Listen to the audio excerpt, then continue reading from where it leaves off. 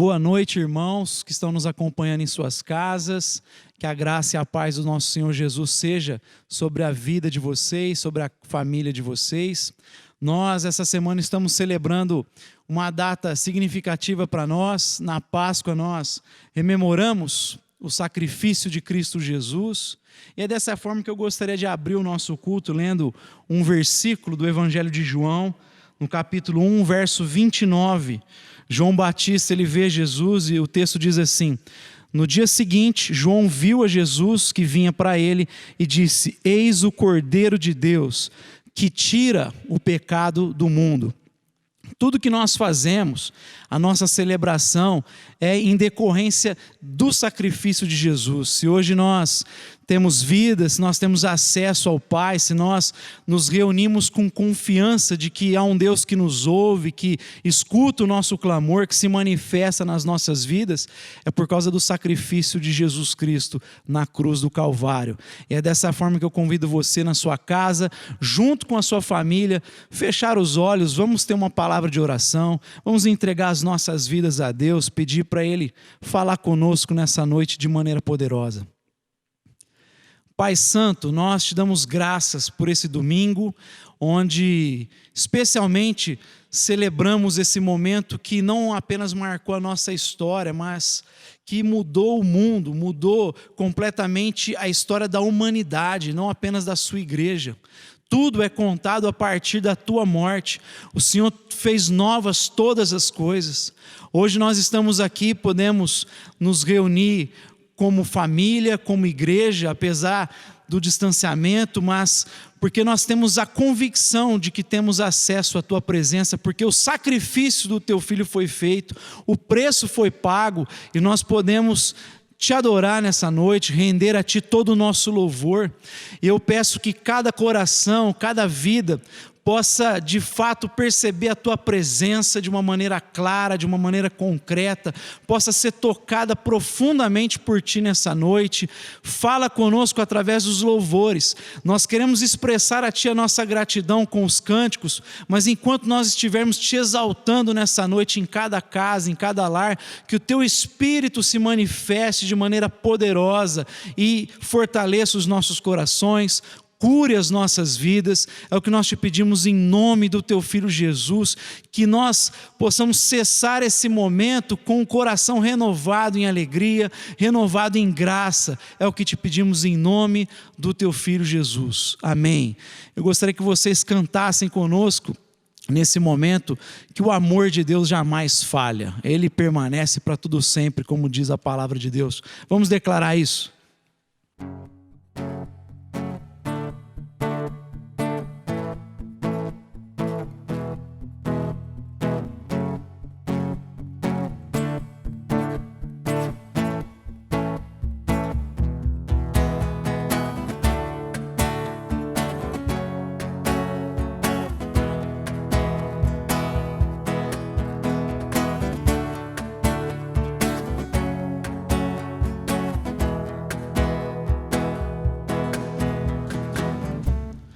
Nada vai me separar, mesmo se eu me abalar, teu amor não falha.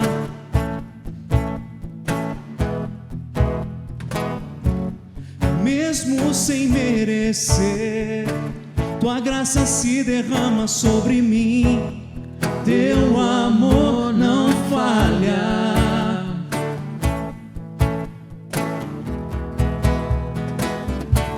Pois tu és o mesmo para sempre, teu amor não muda. Se o choro dura uma noite, a alegria vem pela manhã. Se o mar se enfurecer, eu não tenho o que temer, porque eu sei que me amas. Teu amor não falha,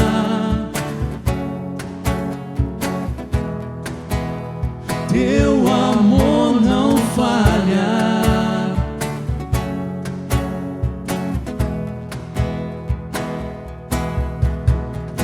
Se o vento é forte e profundo o mar, tua presença vem me amparar. Teu amor não falha.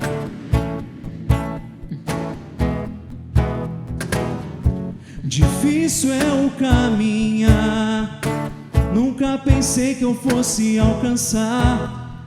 Teu amor não falha.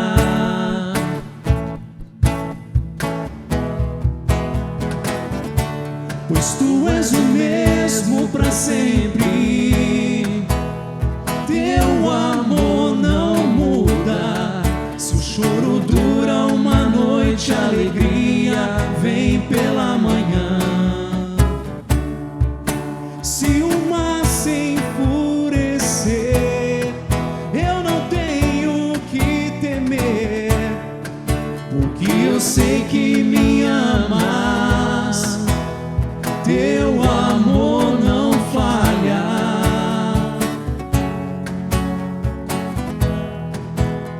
Teu amor não falha.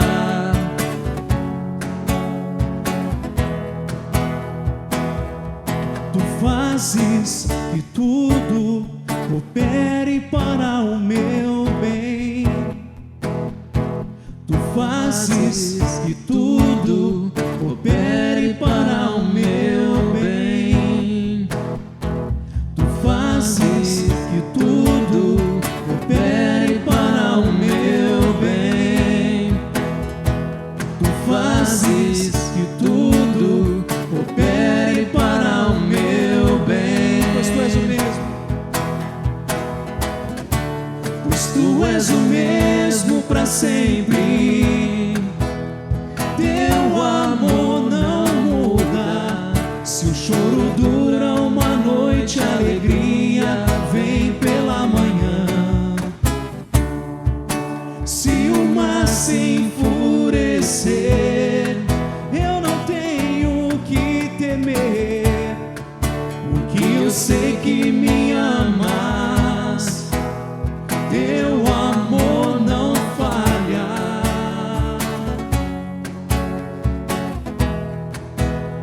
Teu amor não falha.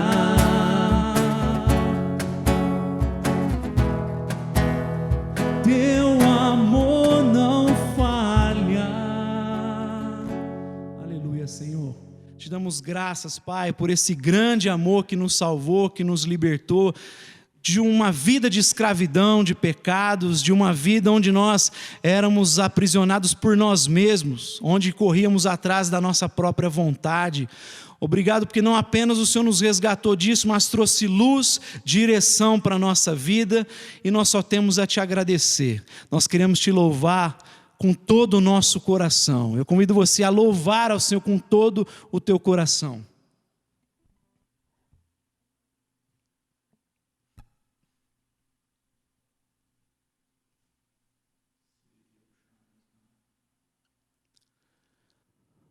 Como descrever, como explicar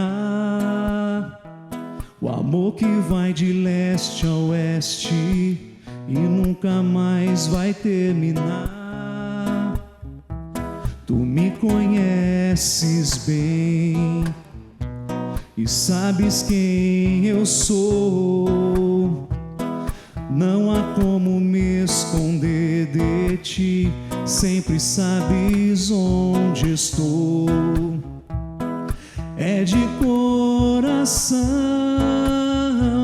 tudo que eu disser, num hino de louvor a Jesus de Nazaré.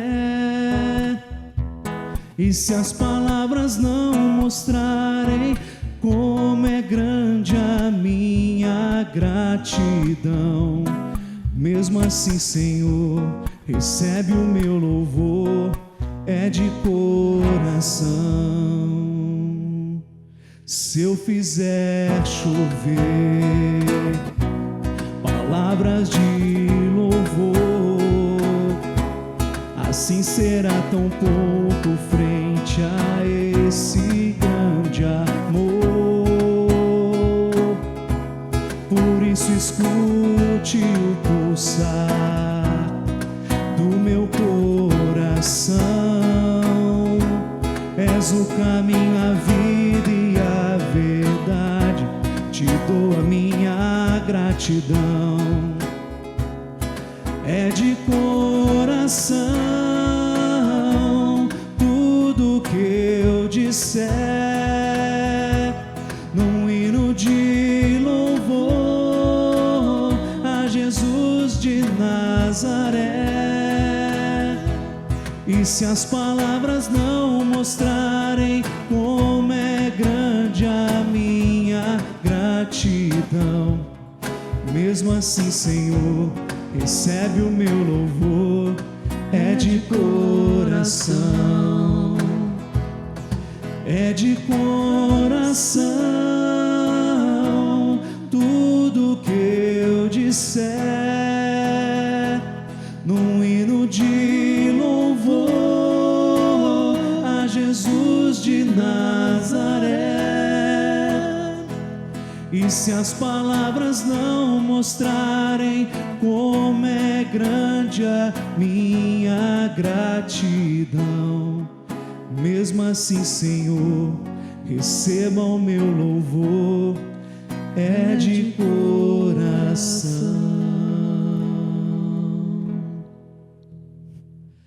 Aleluia. Nós vamos cantar um último cântico que fala sobre esse amor ousado do nosso Deus.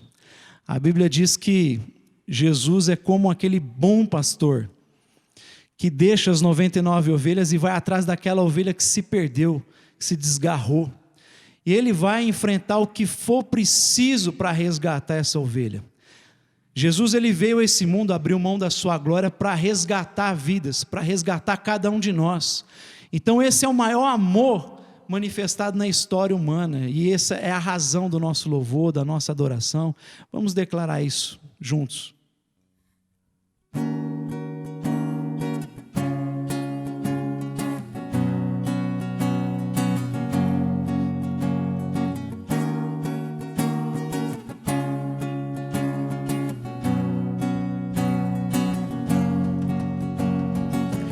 Antes de eu falar, tu cantava sobre mim. Tu tens sido tão, tão bom pra mim. Antes de eu respirar, sopraste tua vida em mim. Tu tens sido tão, tão bom.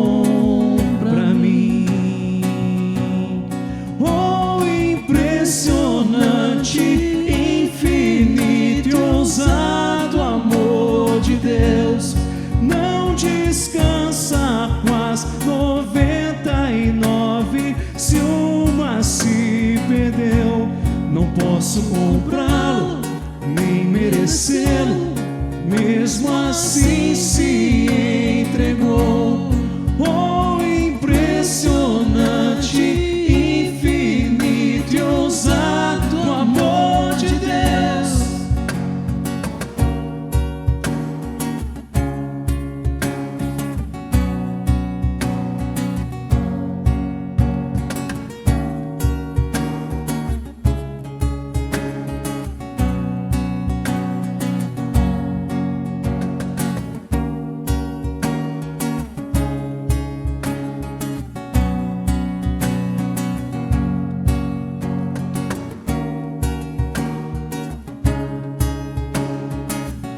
Declarar, éramos inimigos. Inimigo eu fui, mas teu amor lutou por mim. Tu tens sido tão, tão bom pra mim. Não tinha valor, mas tudo pagou por mim. Tu tens sido tão, tão bom pra mim. Oh, impressionante, infinito e ousado amor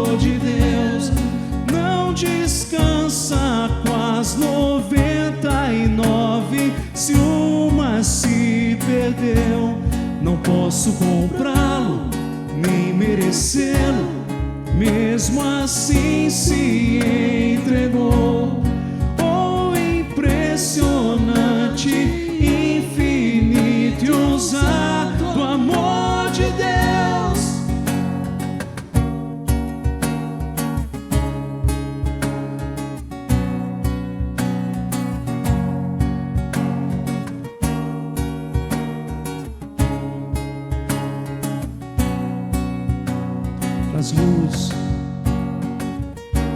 Traz luz para as sombras, escala montanhas pra me encontrar.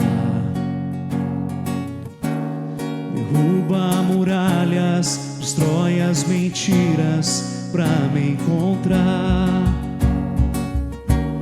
Traz luz para as sombras, escala montanhas pra me encontrar. Derruba muralhas, destrói as mentiras pra me encontrar. Traz luz para as sombras, escala montanhas pra me encontrar. Derruba muralhas, destrói as mentiras pra me encontrar. Traz luz para as sombras, escala montanhas pra me encontrar. Derruba muralhas, destrói as mentiras pra me encontrar. Oh, impressionante, infinito e ousado amor de Deus. Não descansa com as 99. Se uma se perdeu, não posso comprá-lo, nem merecê-lo. Mesmo assim se entregou. Oh, impressionante, infinito e ousado amor de Deus.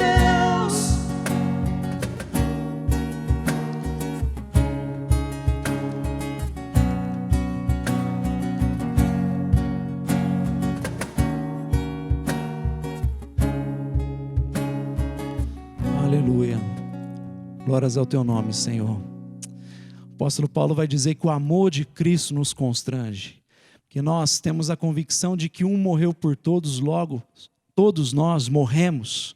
E agora nós vamos viver para a glória de Deus, para a glória de Cristo Jesus. E é com esse coração que eu convido você nessa noite para ofertar. Nós vamos projetar os dados da igreja e você pode fazer o seu depósito, as suas ofertas, assim sustentando a obra e servindo a Deus com os seus recursos. É uma oportunidade que nós temos de assim o fazer. Então os irmãos têm liberdade nesse momento. Leva-me mais fundo do que já estive, e minha fé será mais firme, Senhor, em tua presença.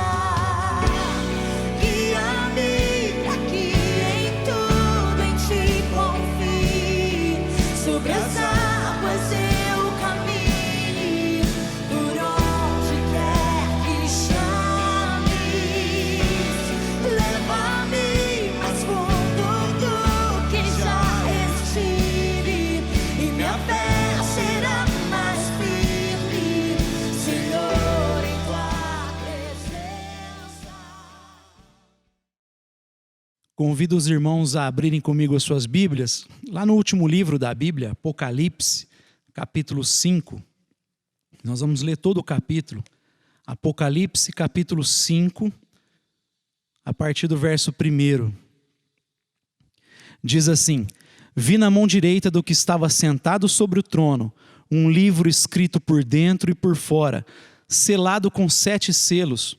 Vi também um anjo forte bradando com grande voz: quem é digno de abrir o livro e de romper os selos? E ninguém no céu, nem na terra, nem debaixo da terra podia abrir o livro, nem olhar para ele. E eu chorava muito, porque ninguém fora achado digno de abrir o livro, nem de o ler, nem de olhar para ele. Todavia um dos anciãos me disse: não chores. Olha, o leão da tribo de Judá, a raiz de Davi, venceu para abrir o livro e os seus 7 selos. Então vi no meio do trono e dos 4 seres viventes, e entre os anciãos em pé, um cordeiro, como havendo sido morto. E tinha 7 chifres e 7 olhos, que são 7 Espíritos de Deus enviados por toda a terra. E veio e tomou o livro da mão direita do que estava sentado no trono. Logo que tomou o livro, os 4 seres viventes e os 24 anciãos prostraram-se diante do cordeiro, tendo todos eles uma harpa e taças de ouro cheias de incenso, que são as orações dos santos. E cantavam um novo cântico dizendo: digno és de tomar o livro e de abrir os seus selos, porque foste morto e com teu sangue compraste para Deus homens de toda tribo, língua, povo e nação. Para o nosso Deus os fizeste reino e sacerdotes, e eles reinarão sobre a terra. Então olhei e ouvi a voz de muitos anjos ao redor do trono, e dos seres viventes e dos anciãos, e o número deles era milhões de milhões e milhares de milhares, proclamando com grande voz: digno é o cordeiro que foi morto de receber poder, a riqueza, a sabedoria e força e honra e glória e louvor. Então ouvi a toda criatura que está no céu e na terra e debaixo da terra e no mar, e a todas as coisas que neles há a dizerem: ao que está sentado sobre o trono e ao cordeiro seja o louvor e a honra e a glória e o poder para todo sempre. E os 4 seres viventes diziam: amém. E os anciãos prostraram-se e adoraram. Pai, te damos graças pela tua palavra e pedimos que nesse momento teu Espírito fale com cada um de nós através da tua santa palavra, que ela venha animar e confortar o nosso coração nessa noite. É o que pedimos para o teu louvor e para a tua glória. Amém. Quando o apóstolo João escreveu o Apocalipse, ele já estava numa idade bem avançada. Por conta da sua fé, João foi deixado numa ilha praticamente desabitada para trabalhar nas minas de César, e ele já com idade avançada, semi-cego, foi deixado em algum canto daquela ilha para morrer, esperava a morte. E o curioso é que quando todas as possibilidades se fecharam para o apóstolo João, quando as portas se fecharam para ele, ele abandonado naquela ilha, o céu se abriu para João. A glória de Deus se manifestou para João. Mesmo naquela ilha abandonado, mesmo com as portas se fechando para ele, com as possibilidades se fechando para o apóstolo João, naquele lugar o céu se abriu para ele. Deus começou a falar a sua palavra poderosa para o seu servo João. Isso muitas vezes acontece na nossa vida. Quando as possibilidades parecem que se fecham, muitas vezes Deus possibilita que outras portas se abrem. Há um teólogo chamado Kosaki Koyama, que ele diz que a crise é o ponto onde a oportunidade e o perigo convergem.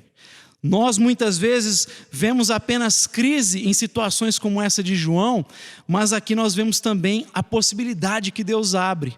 Nós não devemos olhar para a crise apenas analisando e focando no perigo, mas também nas oportunidades que Deus pode nos dar, a fim de que a gente cresça, a fim de que a gente venha progredir. E é assim não apenas na história de João, mas de vários outros servos de Deus.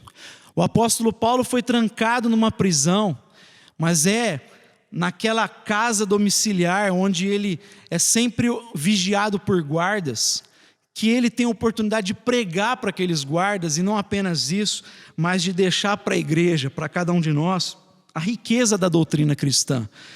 Foi na cadeia que Paulo escreveu praticamente boa parte das suas cartas, que hoje tanto nos ajudam a caminhar e a viver a vida cristã. É graças à prisão de Paulo que ele pôde escrever as suas cartas, que hoje auxiliam a igreja na história, auxiliaram na história e auxiliam a igreja espalhada pelo mundo. Um outro personagem da história cristã foi John Bunyan, que foi preso porque não tinha licença para pregar na Inglaterra. Mas na cadeia ele vai escrever um dos livros mais famosos, mais lidos na história humana, que é o Peregrino. Então, quando tudo se fechou para esses homens, Deus abriu outra porta. E eu queria desafiar você a ter essa verdade em vista. Quando as portas se fecham, Quando os homens nos lançam em ilhas fechadas, desabitadas, Deus pode fazer surgir possibilidades para nós. Vamos olhar para esse momento como uma oportunidade também de crescermos, de pensarmos a vida cristã, de analisarmos a nossa vida para que a gente cresça e amadureça. É uma oportunidade para isso. Deus, Ele continua agindo na nossa vida, na nossa história, e o texto já revela essa primeira verdade para nós. João começa o capítulo 5 dizendo: vi na mão direita do que estava sentado sobre o trono. Hoje a gente está celebrando a Páscoa, a gente lembra da cruz, a gente lembra do sepulcro, ambos vazios, a cruz está vazia, o sepulcro está vazio, mas o texto diz que o trono está cheio, o trono não está vazio. O sepulcro pode estar vazio, a cruz vazia, mas Deus continua sentado sobre o trono. E essa é a afirmação contundente que João traz para nós, que deveria trazer força ao nosso coração. Que essa verdade venha renovar a tua vida nesse domingo, venha renovar as tuas forças ao longo dessa semana.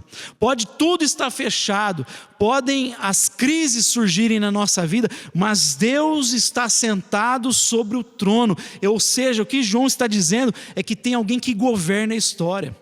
No capítulo 4, João vai dizer que tinha um trono no céu.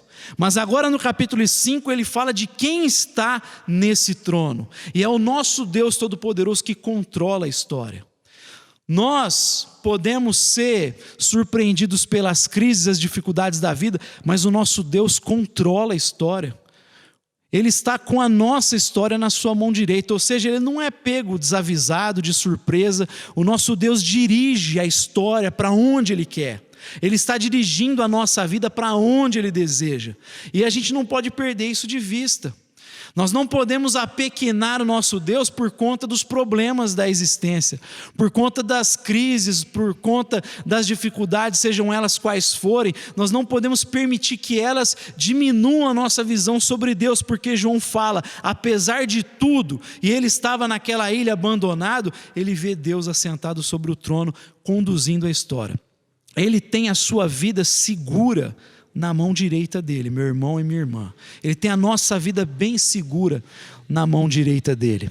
Isaías, inclusive, vai dizer no capítulo 40, mostrando a grandeza de Deus, a fim de renovar a esperança de Israel. Ele vai dizer, olha para Deus, Ele estendeu os céus como quem estende uma cortina, mostrando a grandeza desse Deus. Ele vai dizer que Ele encheu os mares, os oceanos, com a palma da mão dele.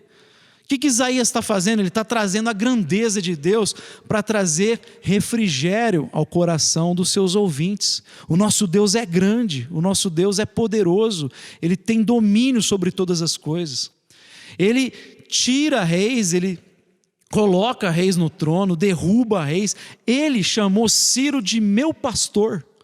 É o meu pastor que vai possibilitar que o meu povo saia daquela terra estrangeira e volte para sua casa, volte para sua terra. Ele chama Ciro de meu pastor. Ele é Deus, Ele reina, Ele controla. E a primeira coisa que João está dizendo é que existe um Deus que governa, há um Deus que reina de maneira absoluta. Lembre-se, o trono não está vazio, a cruz e o sepulcro estão vazias, mas o trono não está vazio. Deus governa a história. É a primeira coisa que ele fala, um Deus que controla. Mas ele vai falar uma segunda coisa. Ele vai falar do Deus que nos comprou, do Deus que pagou o preço. João começa a descrever o drama humano. Depois de falar desse Deus que tem um livro na sua mão direita, ele diz que esse livro está selado, fechado por dentro e por fora com 7 selos. Está completamente selado. 7 na visão bíblica tem a ver com um número completo, um número perfeito. Esse livro está totalmente selado por dentro e por fora. Esse livro simboliza a nossa história, a história humana. Está falando aqui do grande drama, o drama humano. Essa é a grande narrativa da Bíblia. Fala da situação do homem caído, É uma situação desesperadora, é uma situação sem esperança, sem solução alguma. Por isso que quando João vê esse livro selado e vê que não existia nenhum ser no céu, na terra ou debaixo da terra que fosse digno sequer de olhar para o livro. Não há mínima possibilidade de resolver esse problema. Paulo vai dizer por isso em Romanos: todos pecaram e carecem da glória de Deus. Não há um justo sequer, não há ninguém que entenda, não há ninguém que faça o bem. Nós estamos todos, sem Cristo, lascados, meus irmãos, sem solução na vida. A situação do homem é dramática. E por isso que João começa a chorar. João começa a chorar muito, porque ele vê, não existe ninguém capaz de resolver esse grande conflito. Mas enquanto ele chora, nós vamos ver o ancião, esse ser celestial, dizendo: não chore, não chore. Deixa essa palavra do ancião soar no teu coração nessa noite: não chore. Você que às vezes não vê solução em nada, o ancião diz para nós: não chore. Você que olha para a tua vida e só vê limitação, deixa essa palavra entrar na tua alma: não chore, porque em Cristo nós temos esperança. O ancião diz: olha, o leão da tribo de Judá, ele venceu. Ele aponta para a vitória, ele aponta para a glória, ele aponta para o resplendor, para a grandeza, para a majestade de Jesus, que é o leão da tribo de Judá, é o vitorioso. Esse aspecto do leão fala desse rei triunfante, glorioso, cheio de força, que domina, que tem poder sobre todas as coisas. Então não chore, olha, o leão da tribo de Judá venceu. Mas esse rei glorioso, ele vence mostrando o seu lado fraco, ele vence com a sua fraqueza, porque a fraqueza de Deus é mais poderosa que a força humana, mais poderosa do que qualquer coisa. Por isso, para nós, as coisas são impossíveis, mas para Deus tudo é possível. João olha e vê um cordeiro como que tivesse sido morto. O apóstolo João olha e vê aquilo que João Batista disse na leitura do texto que nós abrimos o culto: vê o Cordeiro de Deus que tira o pecado do mundo. É na fraqueza do Cordeiro que ele morre pelos nossos pecados e que paga o preço pelo nosso pecado, sana a nossa dívida, ele consegue quitar a nossa dívida com Deus, porque a gente tinha dívida com o Pai, mas Cristo, ele compra gente de toda a tribo, povo, língua e nação. Isso mostra que não existe exclusivismo étnico, não existe povo especial. Jesus Cristo com o seu sangue comprou gente de todo tipo. A igreja, ela é composta de gente de todo tipo, de etnia, de temperamento. É assim que Deus quer uma igreja diversificada, uma igreja composta com pessoas brancas, negras, amarelas, idosos, crianças, jovens. Ele vê gente de todo tipo clamando, gente de todo tipo comprada por esse sangue precioso. Ele comprou gente de todo tipo, de todo estilo. E aqui a gente vê que o drama é solucionado. Aquele drama desesperador que fez João chorar, se angustiar, ele foi resolvido com o Cordeiro Leão. Ele foi resolvido com um Deus homem, Jesus Cristo. Teria que ser alguém que fosse anterior aos céus, à terra, e esse ser é Cristo Jesus. Por isso a Bíblia diz que ele foi crucificado antes da fundação do mundo. Já havia no coração da Santíssima Trindade o projeto de morrer pela humanidade, e num dado momento histórico isso se concretiza. E porque é histórico, porque é concreto, a gente tem certeza também da nossa salvação e dos sinais dessa salvação hoje na nossa história, na nossa existência. Há um Deus que governa, há um Deus que paga o preço, mas ele termina falando da resposta desse povo comprado. Ele termina trazendo uma terceira verdade para nós, que é a entrega desse povo. Ele vai dizer que ao redor do trono, os seres viventes, os anciãos, eles declaravam que digno é o Cordeiro que foi morto de receber poder, riqueza, sabedoria, força, honra, glória e louvor. E a multidão de milhares vestidas de branco, aquela gente comprada por Cristo Jesus, dizia amém, amém. É curioso porque uma pergunta que a gente deve fazer é: de que forma nós respondemos a Deus? Como é que nós servimos a Deus? E a resposta está aqui no versículo que eu comentei há pouco. É que a gente serve a Deus encarnando a vida de Jesus de Nazaré enquanto ele esteve nessa terra. É curioso porque o ancião aponta para o leão, mas o apóstolo João olha para o mesmo lado e ele só consegue ver o cordeiro que foi morto. Da mesma forma que João Batista via o cordeiro de Deus que tira o pecado do mundo. O modo de viver nesse mundo é, embora sabendo da vitória que o leão trouxe, da glória que nós já experimentamos, nós só conseguimos viver aqui nesse mundo a espiritualidade do Cordeiro de Deus que morreu pelo nosso pecado.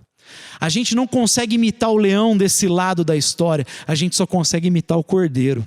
Por isso que Jesus de Nazaré disse: eu sou mestre e senhor de vocês, eu lavei os pés de vocês, vocês devem lavar os pés uns dos outros. É por isso que Jesus disse que nós somos enviados como ovelhas no meio de lobos. Ou seja, a espiritualidade nossa é do sacrifício, é da entrega.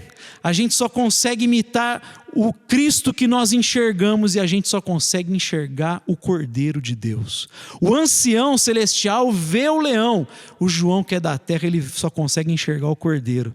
A nossa vida aqui, como eu disse, embora sabendo da vitória do leão, embora encorajados pela glória do leão, nós vivemos como cordeiro. A nossa vida é de entrega, é de submissão, é de serviço, é entregando tudo que nós temos e o que nós somos. E aqui está bem descrito nessa canção dos seres viventes e que a multidão diz amém. Dos 7 elementos descritos aqui, o Dr. Russell Shedd diz que 4 são elementos antropomórficos, são elementos humanos, é isso que quer dizer. Ele diz que a sabedoria é um elemento que o homem entrega, que a força é um elemento que o homem entrega, que o louvor é algo que o homem entrega, que a riqueza é algo que o homem entrega. Quando fala de sabedoria aqui, nós servimos a Deus com o nosso intelecto, com a nossa mente. Nós precisamos purificar a nossa mente em serviço a Deus. Nós precisamos consagrar a nossa mente para Deus. É por isso que Paulo diz que tudo começa na mente. Precisamos ser renovados na nossa mente. Precisamos ser transformados e tudo começa com a nossa mente. É o que nós pensamos que determina a nossa vida, como nós pensamos a existência, como nós pensamos em relação a Deus, o que nós pensamos em relação à igreja. Isso determina o modo como nós vivemos. E é por isso que nós precisamos encher a nossa mente com coisas boas. Nós precisamos ter pensamentos nobres, de boa fama, coisas excelentes. Isso tem que nortear a nossa mente. É dessa forma que nós servimos a Deus com sabedoria. Nós entregamos a sabedoria quando nós consagramos a nossa mente a Deus, nós alimentamos com coisas boas. Nem tudo que a gente lê vale a pena, a gente precisa encher a cabeça com coisa boa, com coisa preciosa, que vai nos levar para uma vida de excelência diante de Deus. Mas nós servimos a Deus também com as riquezas, tem a ver com o que você acabou de fazer. Quando fala de riqueza, aqui está falando literalmente de dinheiro mesmo, de ouro. Faz parte do nosso serviço a Deus usar os recursos, utilizar as finanças para sustentar a obra de Deus, sustentar aquilo que é sério. É claro que a gente não tem que contribuir com nada que não é sério.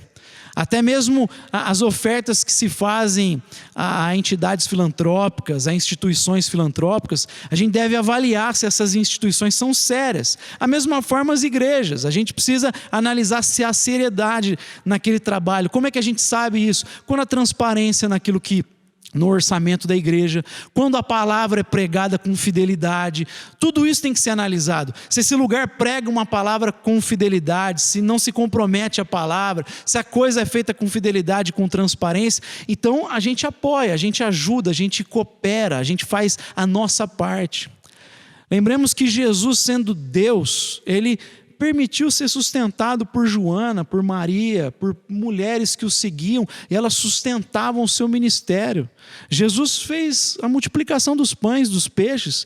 Mesmo assim, ele aceita ser sustentado por aquelas mulheres, Joana e tantas outras. Isso mostra para nós que a obra tem que ser feita por cada um, a igreja. Nós precisamos uns dos outros. A igreja só vai subsistir, ela só vai conseguir caminhar se todos fizerem a sua parte, inclusive com os recursos. Depois de saber que Deus reina, que Ele pagou o preço pelo meu pecado e resolveu o drama, o nosso drama, a gente serve com o nosso intelecto e a gente serve com as nossas riquezas, com os nossos bens, mas a gente serve com a nossa força. E a ideia aqui da entrega à força é literalmente você suar a camisa para o reino.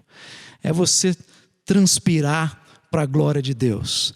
Paulo diz, quer você coma, quer você beba ou faça qualquer outra coisa, tudo seja feito para a glória de Deus.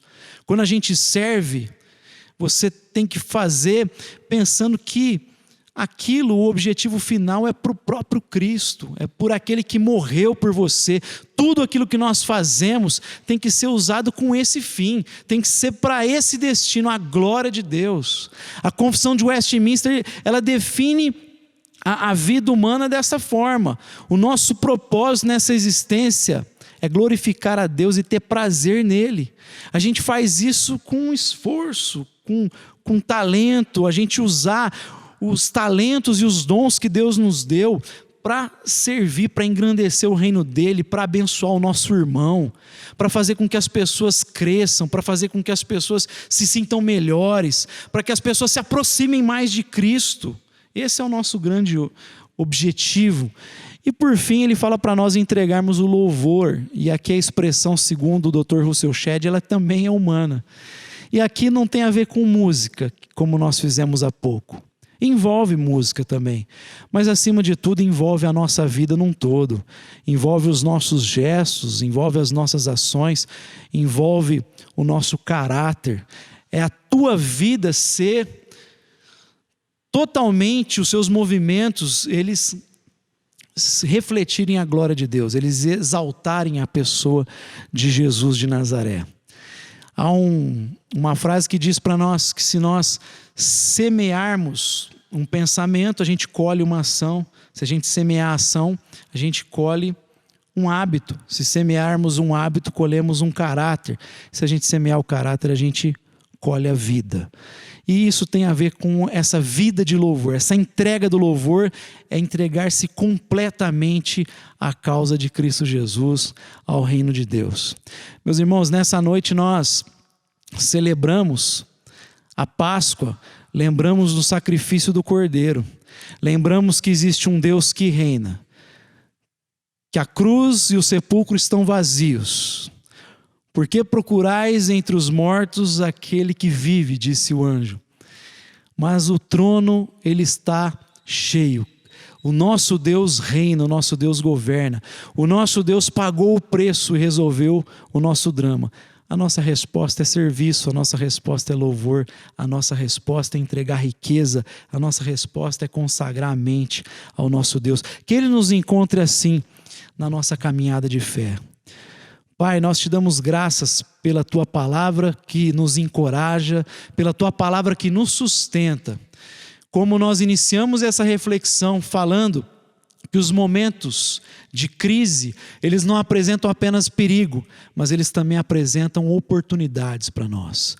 Que esse momento seja uma oportunidade para nós suarmos a camisa por amor do Teu reino. Seja uma oportunidade de nós doarmos mais em favor da Tua obra. Que seja uma oportunidade de consagrarmos a nossa mente, tirarmos todo tipo de lixo que temos lido nesses dias, tanto estresse, tanta briga política, tanta briga em tantos sentidos, quanta desesperança que assola a nossa alma e a nossa mente nesses dias. Muita gente tem passado por momentos de depressão, Pai. Que nesse momento sejamos renovados pela Tua santa palavra, que nós sejamos fortalecidos por ela, é que eu te peço em nome de Jesus. Queremos ser encontrados servos fiéis ao Teu nome. Amém. Glória a Deus. Antes de nós finalizarmos o nosso culto, eu só gostaria de dar alguns recados para os irmãos. Primeiro é lembrar dos nossos grupos. Nós estamos hoje na igreja com 5 grupos funcionando, por enquanto, de modo virtual. Na segunda-feira nós temos o grupo do Fernando e da Rebeca. Às 20h30 esse grupo funciona. Eles estão finalizando a carta de Tiago. Daqui a pouco vão começar um outro estudo, mas funciona toda segunda-feira. Então você que quer participar de um momento de comunhão, de oração, você pode participar do grupo da segunda-feira, se esse dia você tem disponível. Na terça-feira a gente tem o grupo do Davi, do Everton, e você pode também entrar em contato com o Davi pelo WhatsApp, com o Everton, para você participar, caso esse seja um dia oportuno para você. Além da segunda e da terça-feira, o grupo do Davi, nós temos o grupo de quinta-feira com a irmã Rebeca, que é um grupo de mulheres, e elas também se reúnem toda quinta-feira, às 20 horas. Na quinta-feira também a gente tem um grupo que eu estou liderando. É um grupo que participam algumas pessoas aqui da igreja, o Joel, a Valéria, os meninos aqui que tocaram conosco nessa noite. Funciona toda quinta-feira também esse grupo. E a sexta-feira a gente tem um grupo na casa da Dona Nenê. E a gente faz à tarde lá, mas é um grupo menor mesmo, para as senhorinhas da igreja, algumas senhoras que participam ali, que é um momento de nós podermos estar juntos, já que elas já há algum tempo não podem congregar, algumas delas. Então é um momento que a gente pode se reunir e celebrarmos juntos, orarmos juntos. Esse é o primeiro recado. Então, memoriza aí alguns grupos que você pode participar. Na quarta-feira também a gente iniciou um momento de oração. São muitos motivos de oração, especialmente na questão da saúde, onde tanto pessoas da igreja como pessoas próximas da igreja, que é o caso da nossa secretária Silmara, cujo marido está entubado, e a gente tem orado pela vida dele. Mas além desses, muitos dos nossos irmãos estão tendo dificuldades nessa área. Então na quarta-feira é o momento de nós, como igreja, participarmos, que ali a gente vai poder colocar motivos de oração. É uma reunião de oração, mesmo virtual, que a gente pode colocar o coração diante de Deus. Então, separe esse momento da quarta-feira, às 20 horas, para nós orarmos juntos. E o último recado é dos aniversariantes, mas para isso eu vou pegar aqui a informação. Essa próxima semana nós temos 4 aniversariantes da igreja. A Thaís e a Tamires, elas estão fazendo aniversário. Elas são filhas da Giovana, são gêmeas. No dia 6 de abril elas fazem aniversário. Então já separam no 6 de abril para dar um parabéns para a Thaís e para a Tamires. No dia 8 de abril é aniversário da Isadora Spadari, filha da Jusceli e do Anderson, dia 8. E no dia 10, 2 dias depois, aniversário do João Vitor, filho da Maiara e do Rodrigo. Então separe essas datas para você parabenizá-los. Amém? Meu irmão, que você tenha uma semana abençoada, uma semana poderosa na presença de Deus. Que a paz e a graça sejam com cada um de vocês. Amém? Boa noite.